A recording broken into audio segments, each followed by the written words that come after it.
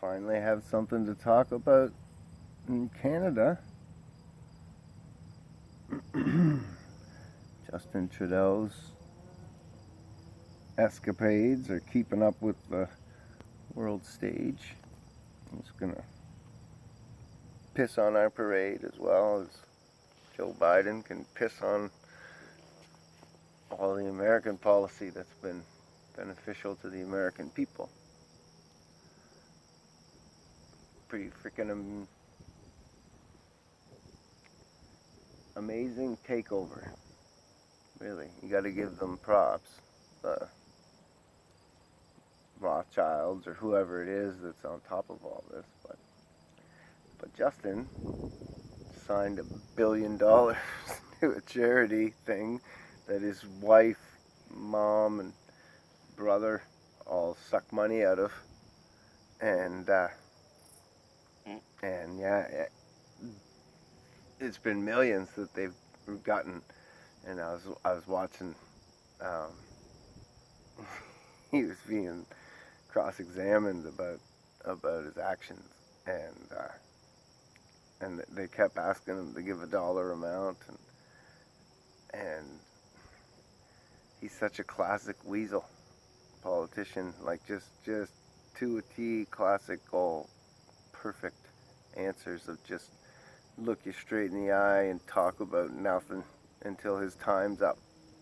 And he just kept talking about, my wife has worked for this charity and she gives her time and she does this and just anything but the answer to the question.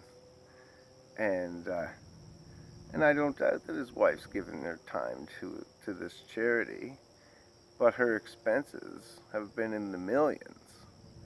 So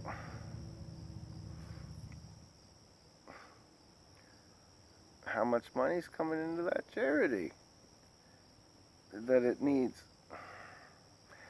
And who's it benefiting other than her and him and their expense accounts? What's the charity for, right? Like, it just, there can't be much left when, that's just his family's take on it. They're sucking out of it, right? And then you gotta think that there's other people, probably a lot of them are volunteering their time and not getting expenses.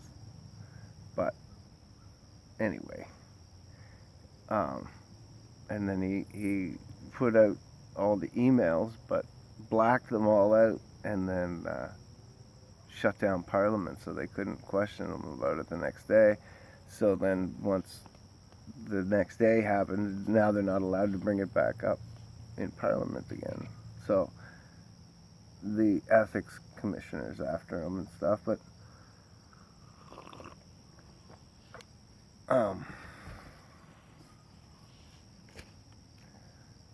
it's just a blatant screw you to Canada. Every move that they made, the blacked out emails, the no answers, no information, won't answer about how much money, won't answer anything. He's just totally screwing us around. I don't know if I watched the conservative leadership against him, and there's not much really there either. The NDP just don't have the power, and all these four parties just takes away power from everybody that win, especially from opposition parties. Because even if you don't have to win the majority government to have majority say. You just have to make sure that you're not actually getting more than 50% of the votes to have the majority government. How about that? That's the way to see it.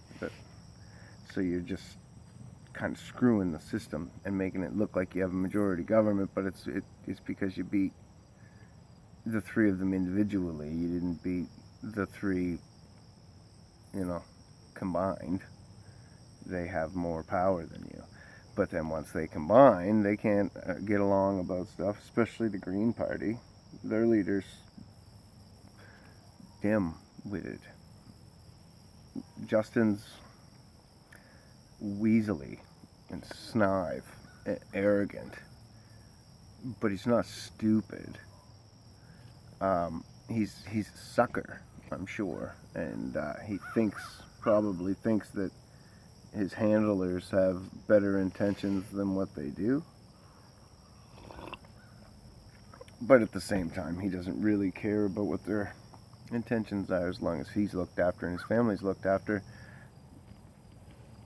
I was watching Bette Mildred's manager, and he was running for politics, and he was saying then when he was approached by the Rothschilds or by the representations of the Rothschild family, that's exactly what they'd say to him. They wouldn't say, we're going to kill everybody or anything like that, or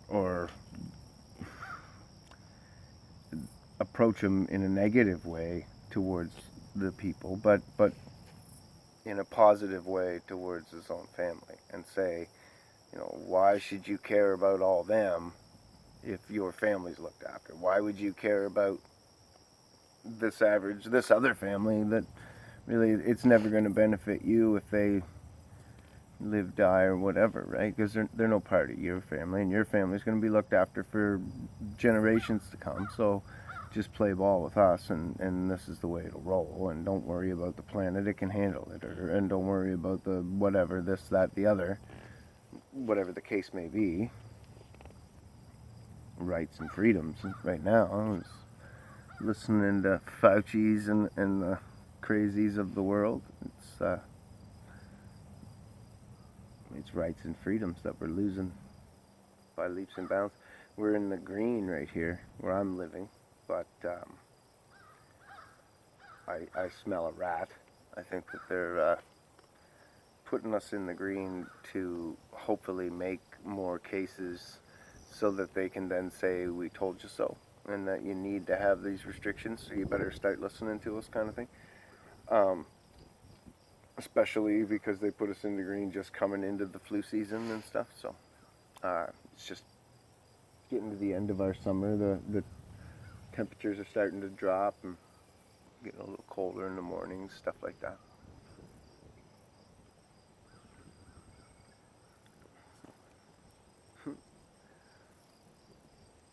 So it'll look like they're smart and they're correct, even though they're not.